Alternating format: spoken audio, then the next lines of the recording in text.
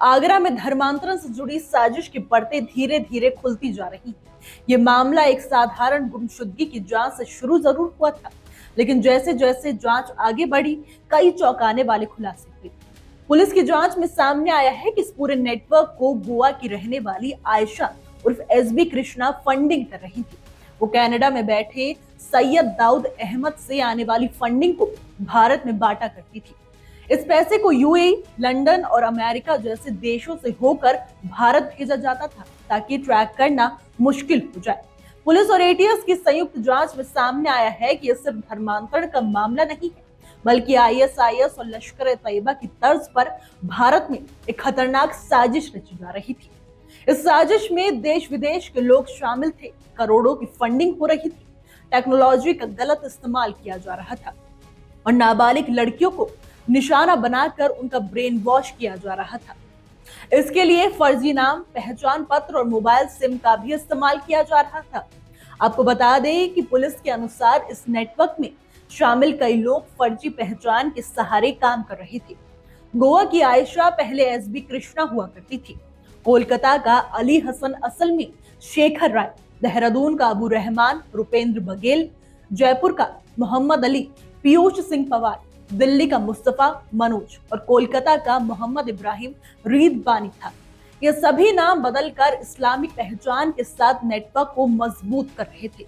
24 मार्च 2025 को आगरा में दर्ज हुई गुमशुदगी की एफआईआर ने इस पूरे जाल को उजागर कर दिया। 2 बहनों के लापता होने पर पुलिस जांच में पता चला कि बड़ी बहन 2021 में भी घर से गायब होकर कश्मीर जा चुकी है। वहां उसकी मुलाकात साइमा नाम की एक महिला से हुई थी, जिसने नेट कोचिंग के दौरान उसे इस्लाम की ओर आकर्षित किया था। उस वक्त रास्ते में भूस्खलन के कारण पुलिस ने समय रहते उसे खोज निकाला था, लेकिन 4 साल बाद वही लड़की अपनी 19 साल की बहन को लेकर फिर से गायब हो जाती है। इस बार दोनों को कोलकाता से बरामद कर लिया जाता है। जांच में सामने आया कि इस नेटवर्क की फंडिंग की जिम्मेदारी आयशा उर्फ एसबी कृष्णा की थी। यह साफ हो गया है कि वो कनाडा से फंड लेकर भारत में पैसे बांटती थी।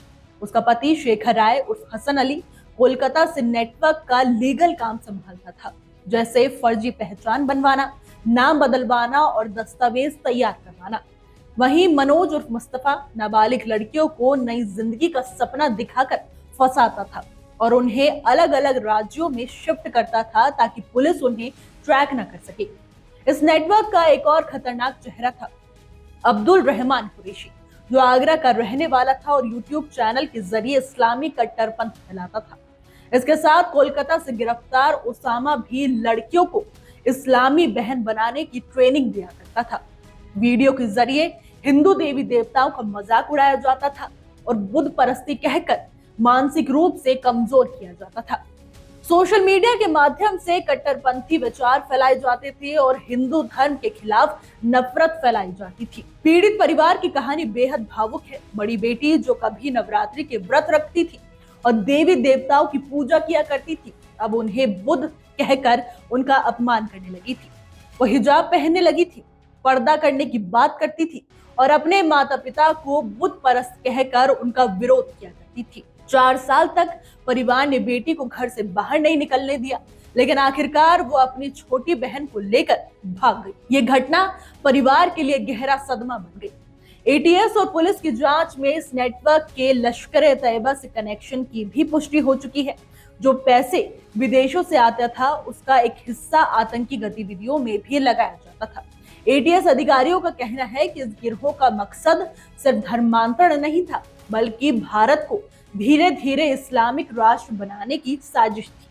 युवाओं को टारगेट किया जा रहा था, उन्हें नौकरी, पैसा और सामाजिक सुरक्षा का लालच देकर इस संगठन से जोड़ा जा रहा था। धर्म परिवर्तन करने वालों को आर्थिक मदद, रहने की जगह और सुरक्षा दी जाती थी ताकि वो वापस न लौटे। खासतौर पर युवाओं को टारगेट किया जाता था ताकि उन्हें लव जिहाद और नए लोगों को फंसाने के लिए इस्तेमाल किया जा सके।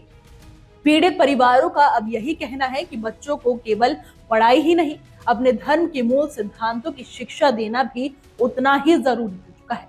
हमारी आज की रिपोर्ट में बस इतना ही। कैसा लगा आपको हमारा वीडियो, कमेंट करके जरूर बताइएगा।